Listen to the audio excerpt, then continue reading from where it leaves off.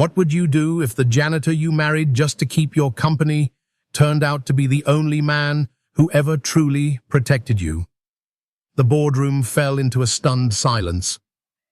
Every eye in the room locked on Evelyn Carter, the newly appointed CEO of Atlas Defense Technologies, as she stood tall in her crisp white blazer and navy pencil dress. Her voice, always steady and authoritative, had just delivered a revelation no one saw coming. "Meet my husband," she said. The double doors opened behind her, and in walked a man no one expected. Jack Callahan, tall, broad-shouldered, dressed in a modest grey suit that looked like it had never seen a tailor. Most of the board had passed him countless times in the corridors of Atlas with a mop in his hand. The janitor, the man who silently cleaned their hallways and polished their floors. A few exchanged awkward glances. Others gawked in disbelief. Evelyn didn't flinch. She had made her move.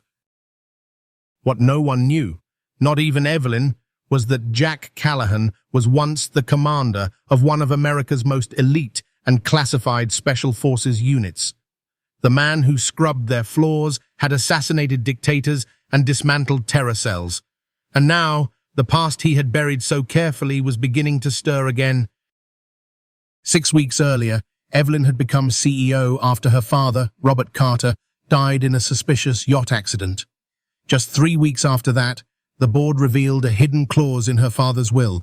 She must marry within 30 days to retain control of Atlas Defense. It was absurd. Infuriating. A sexist, outdated condition, but legal. And very real. Evelyn had spent her life preparing to take over Atlas. Her father had trained her like a soldier, no room for weakness, no room for error. She wasn't going to let a ridiculous clause tear down everything she'd built. So she started searching. Her assistant, Clara Reynolds, had compiled a list of potential candidates. "The VP of Marketing is recently divorced," Clara had suggested. "He's already cleared for classified access." "Too ambitious," Evelyn said flatly. "He'd never agree to a temporary arrangement." The CFO? Too close to the board. He reports everything to Whitmore. Evelyn had stood at the window of her office, gazing at the Austin skyline, jaw tight. "I need someone with no stake in Atlas. Someone discreet. Someone controllable." 7 interviews later, she had rejected them all. That night, she found herself alone at a dive bar, far from downtown. No corporate sharks, no headlines, no whispering suits, just noise. Whiskey, and pressure building behind her eyes like a storm. That's when she saw him. Sitting alone at the bar, his posture relaxed, a whiskey glass resting in his calloused hand. There was something calm about him. Grounded. Something that didn't belong to this chaotic world she had inherited. Jack Callahan listened as she vaguely shared her problem. He didn't pry. Didn't flinch. "Sometimes the most impossible problems have the simplest solutions," he said quietly. His voice was a low rumble, steady, unbothered. She looked at him more closely, scar along the jaw, military straight spine. Hands that looked like they'd done hard things. His eyes, they were watchful. The kind that had seen too much. When a drunk patron got too aggressive, Jack moved too fast for someone who just cleaned floors.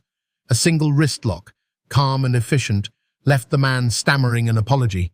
Evelyn's instinct screamed this man wasn't normal, but the whiskey and the weight of her father's death blurred her judgment. That night ended in her penthouse. The next morning began with shock. He was a janitor at Atlas. The man she had just invited into her most personal space was part of her staff. Background checked, underpaid, and invisible. Most CEOs would have been mortified. Evelyn saw an opportunity. He had no board connections, no ambitions, no legal leverage. No voice in her world. Perfect. They had coffee. She made her proposal. 1 year, generous compensation, separate lives, absolute discretion. Jack agreed, with one condition. No background checks, he said. Beyond what your HR already has. Evelyn assumed it meant minor legal issues, maybe debt, a sealed record. She didn't care. They married 3 days later in a cold courthouse office. She wore a plain white dress. He borrowed a tie. No photos, no vows. Just a transaction. But across the street, someone did take a photo and sent an encrypted message. Target has changed patterns. New variable introduced. That morning, Evelyn walked into the Atlas boardroom with Jack by her side. Clara kept her expression blank. A few executives nodded politely. Charles Whitmore, the board chairman, and her father's old friends miled with the warmth of a rattlesnake. Quite the whirlwind romance, he said, shaking Jack's hand for a beat too long. When you know, Evelyn replied smoothly, her hand on Jack's arm. The board accepted the marriage as valid. Clause fulfilled. Power retained. Evelyn had won. Or so she thought. That night, in the silence of her sleek, sterile penthouse, Evelyn stared at the closed door to Jack's guest room. She couldn't shake the feeling that she'd just invited a stranger into her life and into something far bigger than either of them could see. What she didn't know was that Jack Callahan wasn't here for the money. He was here for the truth, and someone inside Atlas Defense Technologies was about to make a deadly mistake. The morning sun bled through the floor-to-ceiling windows of Evelyn Carter's penthouse, streaking the polished wood floor in gold. She stood barefoot, a coffee mug cradled in her hand, eyes fixed on the man in her living room, Jack Callahan, her husband. Or rather, her contract husband. He stood facing the window, hands clasped behind his back, his posture too straight. Not the slouch of a janitor who spent hours mopping floors. His silhouette looked like it belonged on a military base, not a luxury apartment. Something about him didn't add up. Evelyn had dealt with corporate spies, aggressive lobbyists, and Pentagon officials who could lie without blinking. But Jack, he didn't lie, he didn't deflect. He simply said nothing. That was worse. She cleared her throat, and he turned. "Coffee?" she asked. "I already made some," he replied, his tone neutral, his eyes unreadable. She hadn't heard him in the kitchen. She hadn't heard him move at all. He poured her a cup without being asked, cream already added, 1 sugar, just the way she liked it. She never told him how she took her coffee. "Thanks," she said slowly. He nodded and returned to his room. Their arrangement was simple. Separate bedrooms, no emotional entanglement, absolute privacy. And yet, he kept crossing invisible lines. Every time she forgot to eat during late work nights, a protein-packed salad or neatly wrapped sandwich appeared in the office fridge. When her insomnia flared, a perfect cup of chamomile tea waited by her nightstand, hot, not too steeped. He never explained, never asked, he just anticipated. It was unsettling. Back at Atlas headquarters, whispers buzzed. The staff hadn't quite processed the CEO marrying the janitor. Rumors ranged from secret affair to security clearance hack. Evelyn ignored them all. She had more important things to do. Atlas Defense was preparing a new bid for the Department of Defense, a revolutionary drone targeting system that would redefine the battlefield. Every test had to be flawless. Every executive had to be airtight. But something felt off. The company her father built had changed since his death. Evelyn couldn't prove it yet, but she felt it like a subtle shift in gravity. Late one evening, she returned home unexpectedly early after a long day of back-to-back meetings. The penthouse was quiet, save for the soft sound of rhythmic breathing. She rounded the corner and froze. Jack was on the floor in the living room, shirtless, doing push-ups with precise, fluid movements, not the kind done to stay in shape. These were military push-ups. Controlled. Perfect form. No wasted motion. He flowed like a machine, his muscles moving with practiced efficiency. He didn't stop when she entered. He only looked up when finished, his breathing steady, barely elevated. "You train like that often?" she asked, arms crossed. Jack stood and reached for a towel. "Helps me work better," he said simply. "Helps you mop floors?" His eyes flickered, just for a moment. "Helps me stay sharp." That night, she sat at her dining table long after he'd retreated to his room, thinking. Who the hell had she married? The tension simmered. 1 week later, Evelyn hosted a high-level dinner for military advisors, retired generals, current DoD liaisons, and a few contractors on the edge of full partnership. She hated these events. Small talk wasn't her strength, and the scrutiny from the old guard, mostly male, mostly skeptical of a woman in charge, was exhausting. Halfway through, she felt herself unraveling. She couldn't remember the name of the major from Texas, or which table the radar systems consultant was seated at. Then Jack appeared. Wearing a black button-down shirt and charcoal slacks, he moved through the room like he belonged there. Not a trace of the janitor. He stepped beside a retired Marine general and casually referenced the drone strike pattern test that had failed the week before. The general blinked. "How do you know about that?" he asked. "I read," Jack replied with a faint smile. Evelyn watched as Jack navigated the room like a diplomat and soldier rolled into one. He knew protocol. He knew weapon systems. He knew how to speak their language. And worse, he knew how to win them over. By the time dessert arrived, her dinner was saved. The generals were laughing. The tension had vanished. When the last guest left, Evelyn turned on Jack in the hallway, voice sharp. "You overstepped. You were drowning," he said calmly. "I kept you afloat. I don't need rescuing. Everyone does sometimes." The words landed with more weight than she expected. She stared at him, unsure whether she was furious or grateful. But he'd already turned and disappeared down the hall before she could decide. Jack, meanwhile, was making his own discoveries. Working the night shift gave him unfiltered access to the heart of Atlas, restricted areas, server rooms, prototype storage. And something was deeply wrong. Encrypted messages routed through unauthorized systems. Unmarked crates delivered through back entrances. Security gaps that shouldn't exist. He recognized the patterns. They were too familiar. He had seen this kind of infrastructure before, in countries where destabilization was the goal. He began compiling evidence, photographing manifests, downloading logs, logging suspicious behaviors. Evelyn's father hadn't just died on a yacht. He'd been silenced, and Evelyn, she might be next. But Jack couldn't tell her yet, not until he knew who was watching. He kept his cover intact, played the part. But his nights were spent deep in the digital bones of the company, searching for the truth. What he didn't know was that Evelyn had already started watching him. She wasn't the only one asking questions anymore.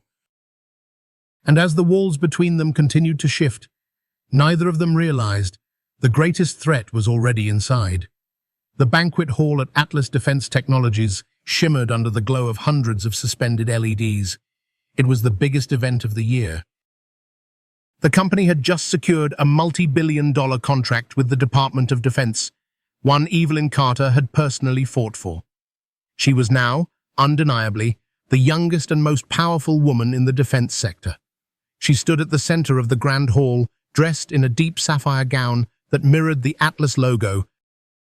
Every hair in place, every move deliberate. This was her father's legacy. Now hers. Jack Callahan watched her from the shadows near the service entrance. His janitor uniform had been traded for a tailored black suit, but he still moved like a ghost. Unseen, unnoticed, always watching. And tonight, something was wrong. He could feel it in his gut, the same gut instinct that had saved his life too many times to count. From his vantage point, he scanned the room, catering staff with access they shouldn't have. Security guards posted at irregular intervals, a man near the fire exit adjusting an earpiece too often. And then him. A security guard, New face, unfamiliar gait. He was lingering near the stage where Evelyn would give her speech. His hand hovered just inside his jacket, too long, too still. Jack's eyes narrowed. He moved.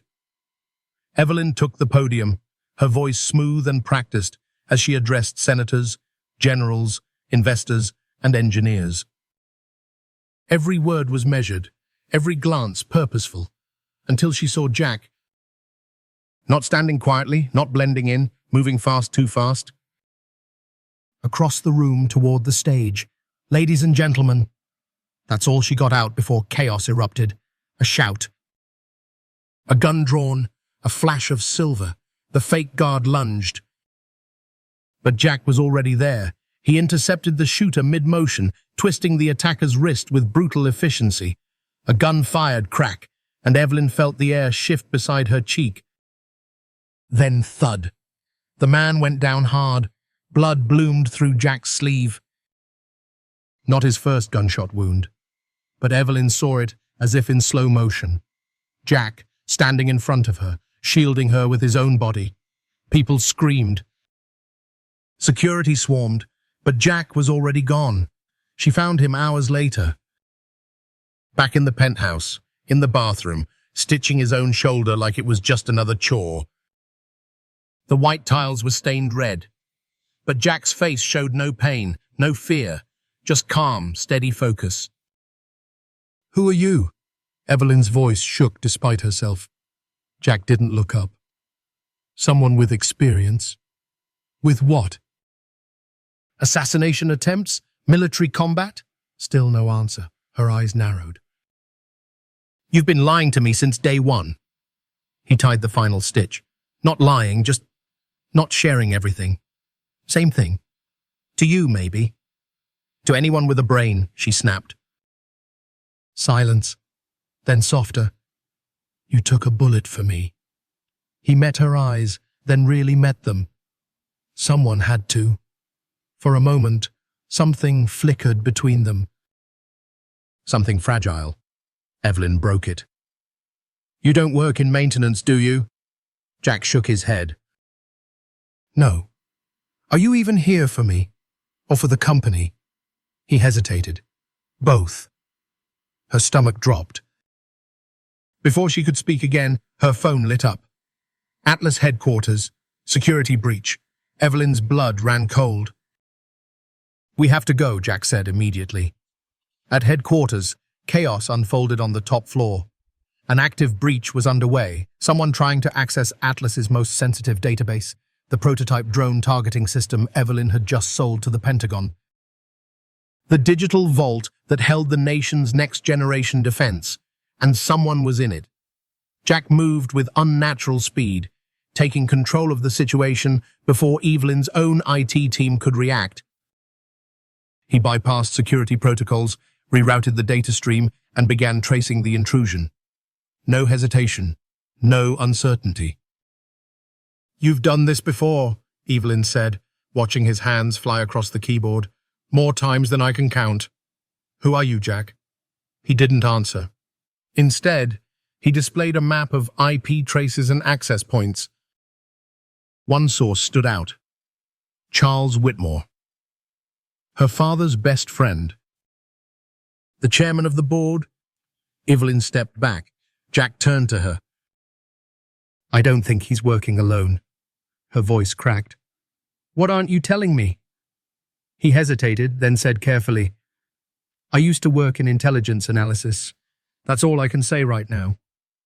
Evelyn stared at him. This man, who just hours ago had been dismissed by the board as her harmless contract husband, was now saving Atlas from complete digital collapse. She didn't know what scared her more.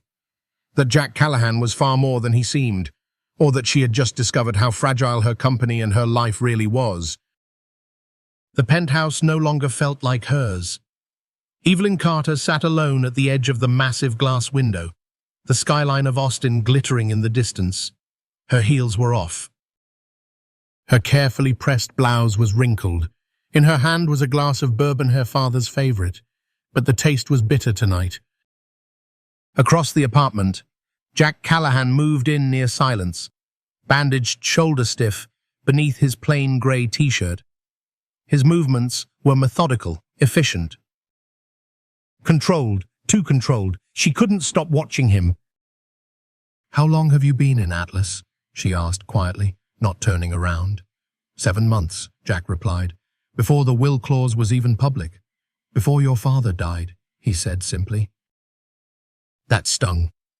"You were investigating this place before I took over?" Jack nodded. "Did he send you?" she asked. "My father?" Jack hesitated. "Not directly. He made contact with someone I used to work with. Said he had concerned sabotage, leaks, someone on the board betraying Atlas. He asked for help." Evelyn swallowed hard. Her father hadn't said anything. Hadn't warned her. Hadn't trusted her. She wasn't sure if that hurt more than the betrayal itself. Jack crossed the room and placed a folder on the table in front of her. "What's this?" "Start of the paper trail," he said. "Offshore accounts. Redirected shipments, names that don't belong in our logistics records, all pointing back to someone at the top." "Charles Whitmore," she said bitterly. Jack didn't respond. "Why didn't you tell me sooner?" she asked.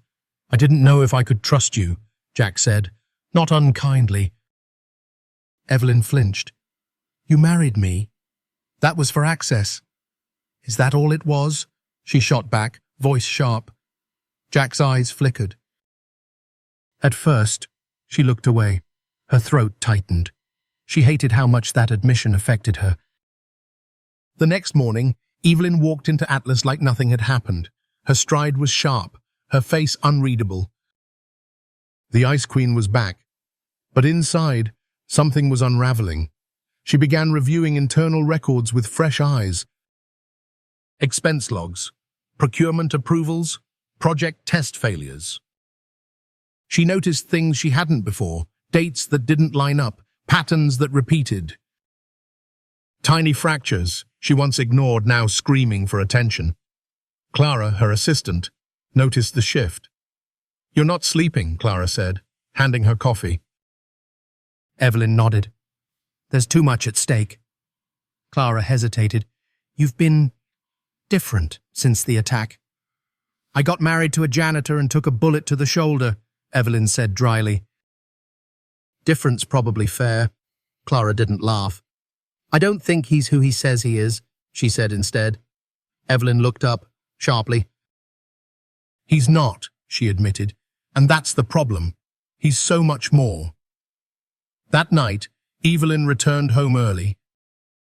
Jack was in the living room, shirt off, taping fresh gauze across his shoulder. His scars told more stories than his words ever had long, faded marks down his ribs, a knife wound above his hip. She didn't announce herself. He turned, sensing her presence anyway. "Did your past ever let you go?" she asked softly. Jack looked down at his hands. "No," she stepped forward. "Mine doesn't either. My father raised me like a soldier." Said trust was a weakness. "He wasn't wrong," Jack murmured. "But you were wrong about one thing," she said. Jack raised an eyebrow. "I would have helped you if you had told me the truth." "I wasn't ready to tell the truth." "Well," Evelyn said, folding her arms, "you're about to be. Because we're not just roommates anymore, Jack. We're partners." Jack tilted his head. "We are? You want to stop what's happening in Atlas? Expose whoever's selling our secrets? Then stop working alone. I built this company's digital backbone. I can find backdoors faster than any hacker you've chased overseas." Jack's lips twitched. "Are you offering to go dark with me?" "I'm offering to finish what my father started," she said firmly. "And you're not going to do it without me." They began working together that night. Jack set up a secure operation hub in a storage room deep within Atlas, somewhere even Clara wouldn't think to look.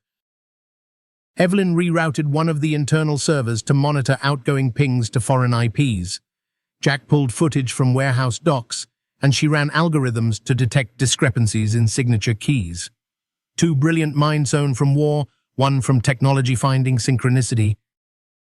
But it wasn't easy. One night, Evelyn confronted him again. "I know you're holding back. There's more you're not saying. Jack looked at her for a long moment, then said quietly, "Have you ever killed someone?"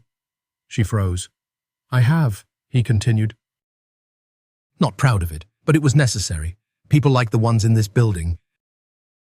They profit from blood spilled in deserts and jungles and alleys you'll never see.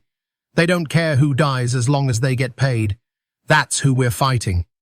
Evelyn whispered, "You think my father was one of them?" "No," Jack said. "I think your father tried to stop it, and they killed him for it." Later that week, Evelyn returned to her office late and found a small package on her desk. Inside was a USB drive and a single note. "You're getting too close." "Back off." She stared at it for a long time, then picked up her phone. "Jack," she said, "we've been made." Rain fell in slow, rhythmic sheets against the windows of the penthouse. Evelyn Carter stood barefoot on the balcony, arms wrapped around herself, watching the city blur beneath the storm. Her world had tilted in too many directions lately. Her father was dead. Her company was compromised. And the man she'd married to protect it was no longer a mystery. He was a weapon with a wounded past. Behind her, the sliding door opened. Jack Callahan stepped out quietly, holding a steaming mug of tea. "Chamomile," he said. "You skipped dinner again." She didn't answer, just accepted the cup with a nod. "You always know," she said after a moment, "what I need, when I need it." Jack leaned on the railing beside her, his bandaged shoulder still stiff but healing. "Old habits." "No," she said, turning to face him. "It's not just habits. You're always there." "Even before I noticed you." He looked at her but said nothing. "That night in the bar," she continued, "you said sometimes the simplest solutions solve the most impossible problems." He nodded once. "Did you mean me?" Jack took a slow sip of his tea before answering. "I meant us." Evelyn's breath caught. The space between them felt suddenly charged. "Why me, Jack?" she asked. "Of all the women you could have played this part with, why choose me? Why accept the contract?" He didn't look at her. Instead, his gaze drifted out into the rain. "Because you saved my life once," he said quietly. Evelyn blinked. "What?" "Years ago," Jack said. "You wouldn't remember. You were maybe 16. I was sitting outside your father's old building in D.C. Cold, starving, no coat. No plan. I'd just come back from deployment and everything was broken inside. I had nothing."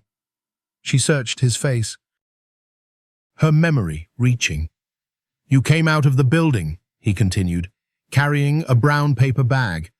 Looked like you'd been at some meeting with your father. You saw me. I didn't ask for anything. I was too far gone even for that." He paused, voice thickening. "You stopped, sat beside me, took out half your sandwich and handed it to me. 'Everyone deserves to eat,' you said, and then you left." Evelyn's mouth parted in disbelief. "I don't remember that." Jack smiled faintly. "You weren't supposed to. It wasn't meant to be big, but for me, it was the difference between giving up and trying again." She stared at him, heart thudding. "That was you. That was me. And all this time, you remembered." "Every day," he said. "When I saw your name on the investigation file years later when your father requested someone embedded at Atlas, I didn't hesitate. I didn't care what the mission was. I owed you." Evelyn's voice was barely a whisper. "I thought I married a stranger." Jack finally turned to meet her eyes. "You didn't. You just forgot the boy on the steps." Later that night, they sat on the couch, data files open on Evelyn's laptop, the storm outside muffling the world. "I decoded more from the server breach," she said, voice low. "It wasn't just external. It was timed. Someone inside knew when our systems would be vulnerable." Jack leaned forward. "Double agent or a deep leak?" She nodded. "And it all circles back to Charles Whitmore." Jack's face hardened. "I suspected, but this confirms it." "Why my father never said anything to me directly?" Evelyn whispered. He trusted Whitmore more than anyone. Or maybe he was protecting you, Jack said. She looked down. He always kept things from me, taught me to be cold, untouchable, but he never let me in. Jack was quiet for a long moment, then said, "Sometimes we think walls protect us. Turns out they just keep us alone." Their eyes met. Neither looked away. And then, slowly, Evelyn reached out. Her hand brushed against his. For once, Jack didn't pull back. They sat in silence, hands touching gently between them. Two people shaped by shadows, finally letting a little light in. Over the next several days, their partnership deepened. They reviewed encrypted communications, traced financial transfers, and built a secure timeline of evidence connecting Whitmore to the sale of classified weapons technology. Late nights turned into early mornings. Arguments turned into shared laughter. Something was shifting. One evening, Evelyn brought Jack into her father's old office, now locked and untouched since the funeral. "I haven't been in here," she said, her voice tinged with vulnerability. "Not since the will was read." Dust covered the shelves. Family photos stood on the desk, one of Evelyn at age 9 holding a model plane, her father's arm around her. Jack moved quietly through the room, scanning books, journals, drawers. Then he froze. "What is it?" Evelyn asked. He pulled out a flash drive hidden behind a false panel in the desk drawer. It was labeled in her father's handwriting, "Phoenix, do not trust anyone." Evelyn's blood went cold. "Sable Phoenix." Jack looked at her. "This isn't just about Atlas," he said. "It's about something bigger." He plugged the drive into her offline terminal. Encrypted files bloomed across the screen, project names, offshore accounts, and emails connecting Whitmore to shadow buyers overseas. And one file stood out. Hayes approved. Evelyn clicked. A video opened. Her father, gaunt but resolute, stared into the camera. "If you're seeing this, Evelyn, I'm gone. I failed to stop them, but someone is coming to help you. I requested Commander Hayes personally. You can trust him completely. He's the only one who doesn't want anything from you except the truth." The screen went black. Evelyn sat frozen. Jack said nothing. Then softly she whispered, "You didn't just come for Atlas. You came for me." Jack's eyes met hers. Always. The message came just after midnight. Board meeting, emergency session. 9 a.m. tomorrow. No explanation. No agenda, just a timestamp. Jack Callahan stared at the screen, jaw clenched. "He's making his move," he said. Evelyn Carter didn't ask who he was. She already knew. Charles Whitmore, her father's closest friend, the man who stood at her side after the funeral. The man who now had enough influence on the board to vote her out and, if their findings were right, enough to bury a treasonous conspiracy under the weight of manipulated power. "He knows we're getting close," Jack said. "He's accelerating the timeline." Evelyn leaned against the wall of their safe house, her former storage space now wired with monitors, servers, comms. "What's our play?" she asked, her voice steel. Jack didn't hesitate. "We go back in." "Full exposure. You take the boardroom. I take the shadows." "No more shadows," Evelyn said. "We do this together." He turned to look at her and nodded. They spent the night prepping. Evelyn compiled the decrypted files from her father's flash drive. She highlighted financial records, shipment discrepancies, evidence of manipulated test saw leading to Whitmore's offshore accounts and his connection to international arms brokers. Jack cleaned and loaded 2 compact pistols, non-lethal unless necessary. His movements were smooth, practiced, almost meditative. This wasn't panic, this was muscle memory. Evelyn caught herself watching him too long. "Do you miss it?" she asked. "What?" "War." Jack paused. "No, I miss the clarity. Knowing who the enemy is." She nodded slowly. "That's the problem here. We thought we were surrounded by allies." Jack strapped on his holster. "Tomorrow, we make them show their real faces. The next morning, Evelyn walked into the Atlas boardroom in a sharp charcoal suit and white blouse minimalist, commanding. Jack followed one step behind her, not in janitor's clothes, not pretending anymore, but in a tailored black suit, the lines clean but unassuming. Not flashy, but impossible to ignore. Charles Whitmore stood at the head of the table, his face painted with cordiality. "Ratchler, excuse me, Evelyn," he said smoothly. "We were just discussing your recent decisions." She smiled coldly. "Then allow me to present mine." Jack took a position near the windows, arms crossed, silent, watching. She placed a flash drive on the table and connected it to the central monitor.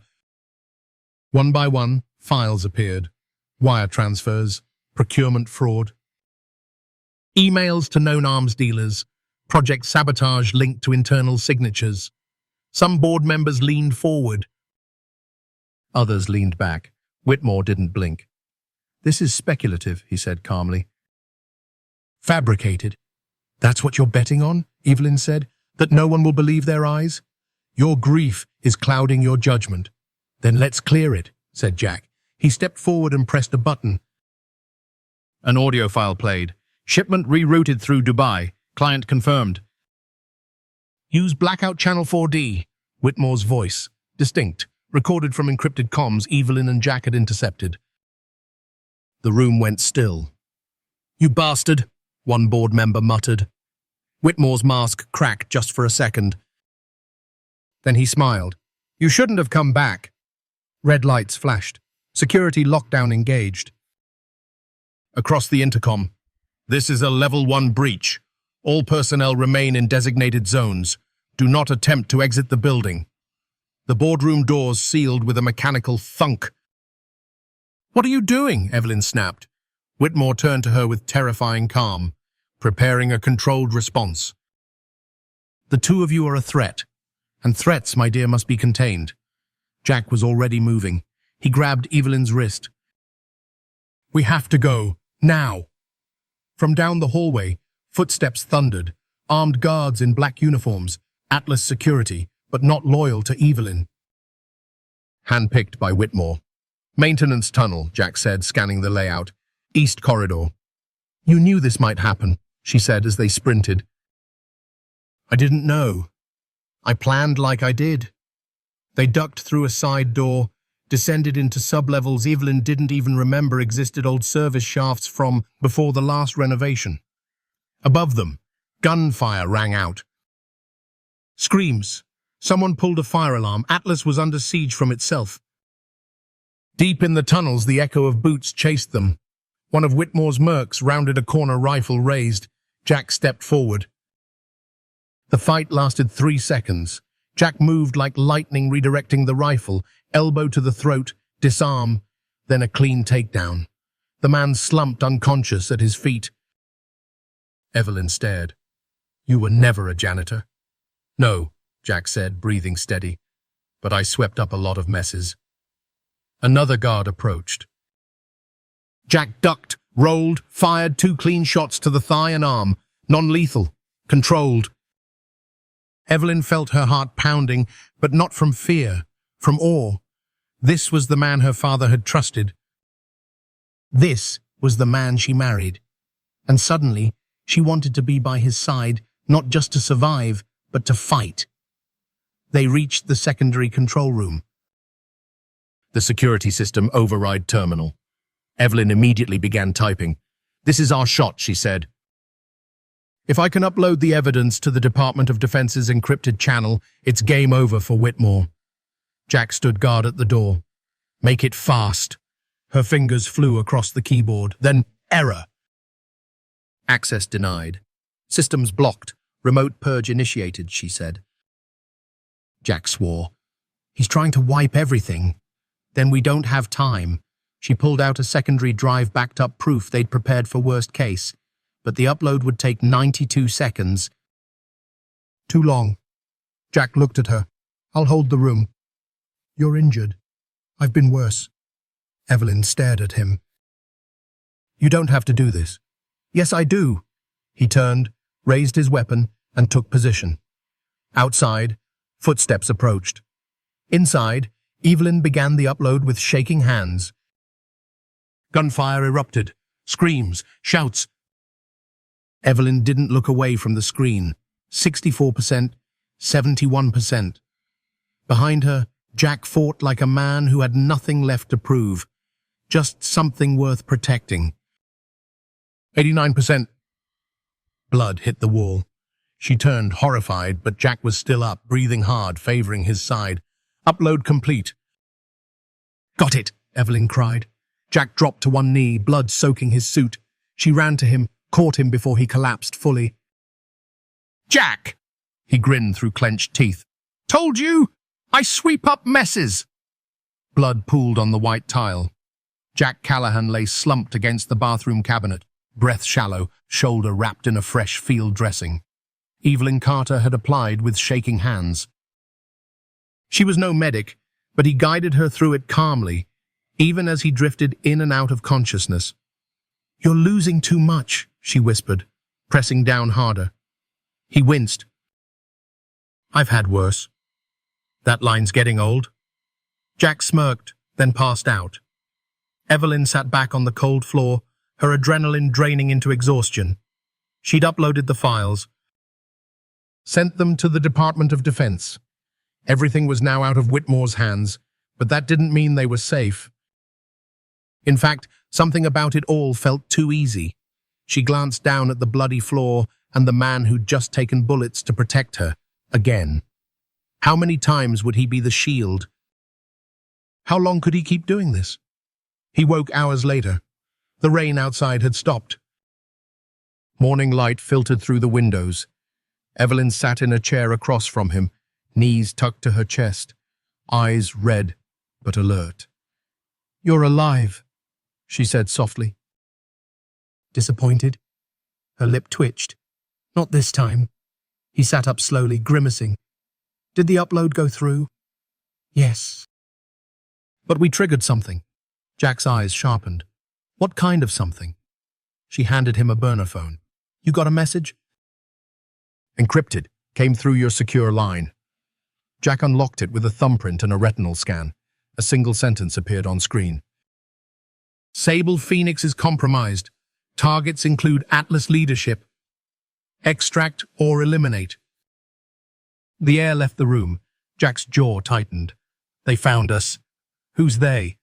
Jack met her eyes. "What's left of my former unit? Sable Phoenix?" He nodded. "The part of it that didn't disappear." Evelyn stood. "What does this mean?" "It means someone knows I'm alive and that I've broken protocol. You didn't break it. You saved me.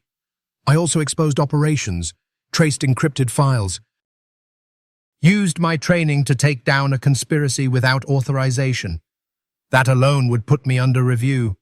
But now you've made enemies." Jack looked down at the message again. "They're not after me, Evelyn. They're after you." Her throat went dry. "They think I compromised national security by falling for the target," he said. "They'll assume you're the leak, the weak link. They'll come to eliminate the variable. That variable being me." He nodded once. They relocated to another safe house, one Jack had prepared months ago, long before the contract marriage, long before the boardroom war. It was buried beneath a decommissioned Atlas warehouse outside of Austin. No windows. One entrance, monitored and fortified, but Evelyn felt the weight of it anyway. Like a bunker for ghosts. Jack moved slower now, favoring his injured side, but still methodical. His body was trained to endure. But Evelyn knew the real weight wasn't in his shoulder, it was in what the message meant. "It wasn't just about Atlas," he said that night. "Whitmore was a piece, a broker, but someone bigger was behind the curtain, someone with power to infiltrate Sable Phoenix itself. You think your old team has been flipped? Some of them. Or used, or bought." She swallowed. "So now we're fighting people like you." He nodded. "People better trained, less emotional, fully mission-oriented. That used to be you." Jack looked at her, steady. Until you. Evelyn's voice cracked. If I'm a target now, what do we do? Jack said nothing for a moment. Then he unrolled a blueprint across the table, Atlas's internal structure, comms relays, satellite links. We go deeper. You're injured, and they'll think I'm down. He circled a data relay node. Before I left Sable Phoenix, I built backdoor trackers into our satellite feeds. Ghost signals. Untraceable. If they're using compromised ops channels, we can trace the chatter. Evelyn blinked. You build backdoors into the US? Defense satellites? I built them, in case we ever turned on ourselves, he said quietly. Her breath caught. Then she nodded. Let's find out who's watching us. They worked through the night. She pulled Atlas's archived access points, filtering them through the ghost signals Jack had embedded years ago. Together they traced patterns, movement clusters, language keys, behavior scripts. One string of code repeated itself across multiple pings. Phoenix containment initiated. That wasn't a phrase. It was a command, a standing order. Jack leaned forward. They're not reacting. They're following a protocol, a pre-written plan. Evelyn stared at the data. That means they were prepared for this. No, Jack said. They were planning it. She turned to him, realization dawning. This goes beyond Whitmore. Beyond my father. Someone inside the military-industrial pipeline has been staging this for months, maybe years. Jack stood slowly, a fire building behind his calm exterior. They used Atlas as a tool. My team as a trigger. And you. He looked at her, jaw clenched. You're the bait. Evelyn whispered. I was supposed to lead them to the evidence. Or die trying. The safe house power flickered. Jack moved instantly, scanning the walls, hand on his sidearm. Generators shouldn't cycle this early. Evelyn reached for the terminal. The screen blinked. Then, unauthorized signal detected. She froze. They found us, she said. Jack grabbed the go bag. Take only what you can carry. Hard drives. Keys. Weapons. A sound above. Not footsteps. A drone. Low. Humming. Near silent. Jack opened the floor hatch. We go now. But as Evelyn moved, she turned back once, glancing at the message still frozen on the screen. Phoenix containment. Target acquired. And suddenly, for the first time in her life, Evelyn Carter felt hunted. The night sky over Texas stretched wide and dark, unbroken except for the glint of stars and the silent hum of something hunting from above. A surveillance drone hovered briefly, then veered off. Jack Callahan had seen it before. Tactical, lightweight, long-range, government-grade. Or worse, now compromised. He and Evelyn Carter crouched behind the remains of a broken fence, breath visible in the cold night air. Dust clung to their clothes. Her knuckles were scraped. His side bled again, slowly but persistently. They had escaped the safe house by minutes, but not without cost. This isn't sustainable, Evelyn whispered. We're bleeding out information and time. We've bought 36 hours, Jack replied. That's all we need. For what? Jack met her eyes. To end it. They retreated to an abandoned weather station Jack had secured years ago during a mission that technically didn't exist. Inside, Evelyn patched him up again. Her hands didn't shake this time. You've taken 4 hits for me, she said. 5, he corrected, wincing as she tightened the bandage. You missed the knife in DC. She sat back on her heels. You don't even flinch anymore. You stopped flinching first. The words hung there. Then Evelyn stood, turning away. We can't keep doing this. Running? No, she said, pretending. Jack watched her silhouette, outlined by the glow of a flickering desk lamp. You're not just my cover anymore, she said, voice low. You're the reason I'm still breathing, and not just because of your aim. He said nothing. I don't want this to end with me wondering if it was all part of the mission. Jack stood, slowly, every movement careful with the pain. He approached until they were a breath apart. It wasn't part of the mission, he said. Evelyn looked up at him. Then what was it? Jack reached into his jacket and pulled out a folded piece of worn paper. He placed it in her hand. She unfolded it, a copy of a handwritten note years old, Atlas flagged. Evelyn Carter may be a target. Protect the asset. Use discretion. Avoid emotional entanglement. At the bottom, in Jack's handwriting, too late. Evelyn stared. Jack took a breath. They told me not to care. To stay detached, to stay useful. And you didn't, she whispered. I tried, he said. But the girl who gave a stranger half her lunch years ago, she's still in there, and she doesn't deserve to die in someone else's war. Her eyes shimmered. So what happens now? We stop hiding, Jack said. We take it to them. Use the last card your father left us. She blinked. What card? Jack stepped toward the work table and opened a metal case. Inside was a hard drive marked with the emblem Evelyn had seen in classified Atlas records. Sable Phoenix. This is his final play, Jack said. Coordinates, identities, project logs. The names behind Whitmore, the generals, the buyers. All of them. Your father compiled it before he died. Her breath caught. You had this the whole time? I didn't know what it was until now. It was hidden inside a decoy file we cracked last night. Evelyn stared at the drive. Will it be enough? If we get it in the right hands, Jack said. Yes. She turned to him. And if we don't, then we disappear, or we die trying. She smiled, faint but fierce.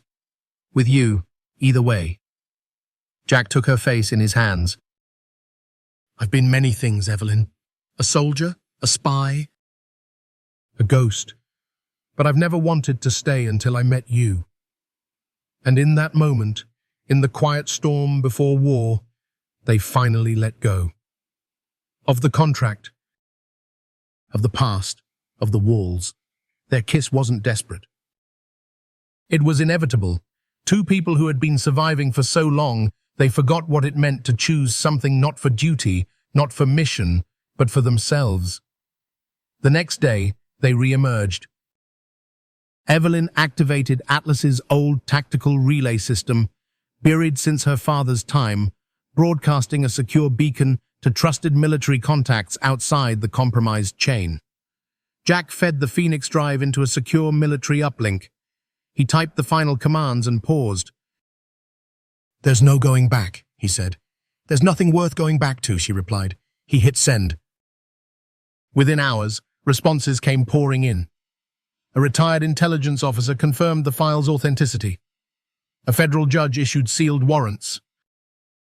And one name kept repeating across the data like a cancer, General Martin Rusk, a man with deep ties to Atlas's foreign contracts, a mentor to Charles Whitmore. A hidden hand behind multiple military procurement deals now flagged as compromised. He wasn't just part of the conspiracy, he was its architect. And now, he wanted both Evelyn and Jack silenced. As night fell, Evelyn stood at the edge of a canyon overlook, wind whipping her hair, Jack beside her. We're not the same people we were at that courthouse, she said. Jack chuckled softly. I didn't even have a proper tie. And I was just trying to save my company. He looked at her. Now what are you trying to save? She took his hand. You, us, and whatever's left of the world after we burn this one down. He pulled her close. Then let's make sure it's worth rebuilding. The sun rose blood red over Austin. At 6:17 a.m., the security gates of Atlas Defense Technologies hissed open not for a black car, not for a military escort, but for two people walking side by side. Evelyn Carter wore a storm grey suit, her hair pinned back with surgical precision. Her expression? Calm, cold, lethal. Jack Callahan walked beside her in black tactical gear, no longer hiding who he was, not pretending to be the janitor. Not pretending at all. Behind them, the world was watching. The leak of the Phoenix files had ignited a storm across the intelligence community. Congressional aides were whispering, journalists were digging, and General Martin Rusk, the man behind the entire operation, was moving quickly to crush it. He'd called an emergency session of Atlas's board. His goal? Frame Evelyn as the traitor. Discredit Jack. Delete what was left of the truth before it reached a courtroom. But Evelyn had a different plan. She wasn't here to defend herself. She was here to end it. The boardroom was half lit when they entered. Charles Whitmore was already seated, bruised ego barely concealed under a mask of calm. Several other members flanked him, silent, unsure, waiting to see who would fall. And at the head of the table, imposing and smug, sat General Martin Rusk. Grey hair, sharp medals, a smile that didn't touch his eyes. "Miss Carter," he said, rising as if in court, "and Mr. Callahan, Commander, isn't it? Your presence here is unexpected." Jack didn't blink. "We sent an RSVP. Evelyn walked straight to the end of the table, placed a small metal case on the surface, and opened it. Inside, a compact hard drive. A red tag hung from it. "Do not erase, congressional subpoena filed." "Every file your team tried to wipe," she said, "recovered, backed up, and delivered to 3 federal oversight committees by now." The room tensed. Rusk smiled tightly. "All alleged. Nothing verified." "I have a federal judge on standby to verify it for you," Evelyn replied. Whitmore leaned forward. "You've gone rogue, Evelyn." "The Department of Defense doesn't negotiate with internal threats." "Then maybe they should stop creating them," she snapped. Jack stepped forward. "Let's be clear. Evelyn's not on trial. You are." He tossed a small projector on the table. It lit up, casting video across the far wall. Security footage from the night Evelyn was nearly killed. The boardroom saw it in sharp clarity, Jack intercepting the shooter.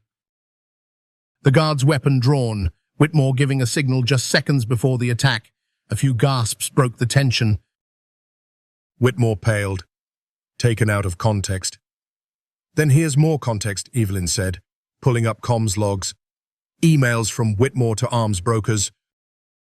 Code phrases, payment receipts, and the final nail, a call from General Rusk's encrypted line to a foreign defense minister coinciding with a drone system sabotage that left U.S. troops vulnerable. "You were selling defense gaps," Evelyn said, "to the highest bidders." "I was ensuring global balance," Rusk replied coolly. "You were betraying this country," Jack said, "and every soldier who died because of a weapon that didn't work when it should have." Silence. Then Rusk laughed. "A private company's board meeting isn't a war tribunal." "No," Evelyn agreed, "but what happens after this will be." Suddenly, alarms rang out. Rusk turned sharply. "What have you done?" Jack pulled up the security feed on the room's central display. Outside the building, black SUVs rolled through the gates, marked FBI, Federal Counterintelligence Division. Evelyn smiled.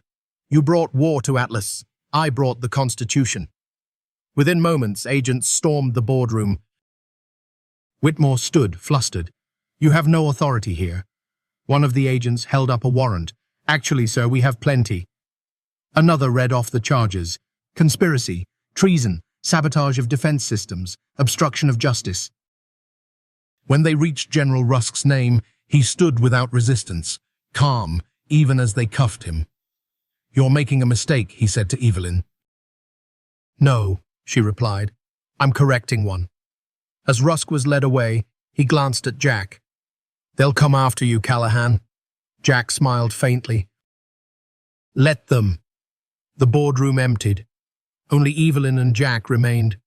Her hands trembled slightly as she leaned on the table. Jack stepped behind her, resting his good hand on her shoulder. "It's over," she said. "Almost." Later that day, the Department of Defense issued a statement confirming the authenticity of the Phoenix files. Evelyn was cleared of all accusations. Jack's actions were recognized as an off-book operation authorized posthumously by Robert Carter himself. Whitmore's assets were frozen.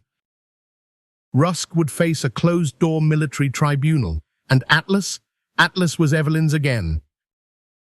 But it would never be the same. That night, she and Jack returned to the penthouse. The lights were dim. No alarms, no choppers, no hidden wires. Just them. Evelyn poured 2 glasses of bourbon and handed one to Jack. "To fake marriages," she said. He clinked his glass gently. "And real ones that come after." She turned to face him. "You know this was never just about my father." "Or Atlas, or defense contracts." Jack nodded. "It was about choosing who we become when the truth costs everything." She touched his hand. "And I choose you. No more secrets, no more walls, no more pretending." 6 months later, the Atlas campus looked nothing like it had before. The marble floors were still polished, the glass still gleamed, but the air was different, brighter, cleaner, lighter. The kind of atmosphere that came not from design, but from purpose. Evelyn Carter stood in the new Joseph Carter Memorial Wing, sunlight catching in her hair as she addressed the audience. Military officials, engineers, congressmen, employees new and old, and one man in the back row wearing a black suit and a quiet smile. Jack Callahan. "My father believed in building shields, not swords," Evelyn said, her voice clear. "He believed that defense meant protection, not profit. That the systems we create should never be turned against the people they're meant to protect." She paused, her gaze sweeping the room. That belief nearly got him killed, but it also led to the uncovering of something far more dangerous than one man's betrayal. It exposed a system that had forgotten why it existed in the first place. The crowd listened in silence. And so, today, we turn a page. We launch the Sable Phoenix Initiative, a security protocol that ensures no weapon leaves this building without multi-level verification, ethical review, and independent oversight. Evelyn looked toward Jack as she said the words, "No more shadows, no more secrets, no more compromises." Applause rose, thunderous and full. After the event, Evelyn found Jack waiting for her just outside the conference room. He wasn't in uniform, he wasn't armed. He was just Jack. "You looked good up there," he said. "Still hate public speaking." "Didn't show." She smiled. "You kept the name," he added, nodding toward the wing. "He deserved it," Evelyn said. "So did you." They walked through the glass corridor together, the late afternoon light stretching long across the floor. "You really built something here," Jack said. "We did," Evelyn corrected. "I had the vision." "You had the scars," he chuckled. "Still do." Evelyn looked at him. "Do they hurt?" Jack thought for a second. "Some. Less now." "Good," she said, "because I was thinking." She stopped walking. He turned to face her. "I don't want the courthouse marriage on the record anymore." Jack raised an eyebrow. "You want a divorce?" She shook her head. "I want something real." Then she reached into her blazer and pulled out a small velvet box. Jack blinked. "Is this what I think it is?" he asked slowly.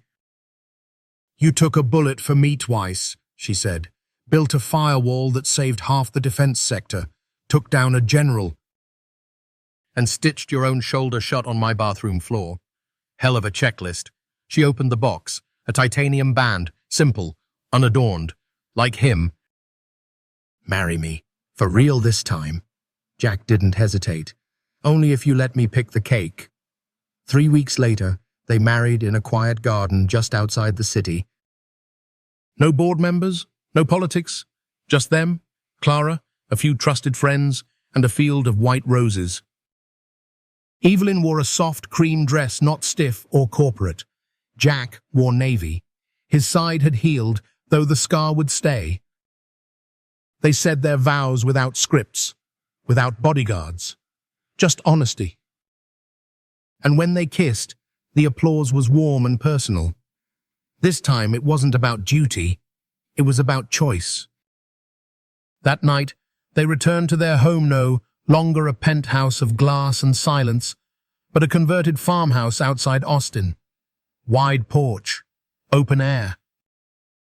A dog Jack had rescued and named Scout.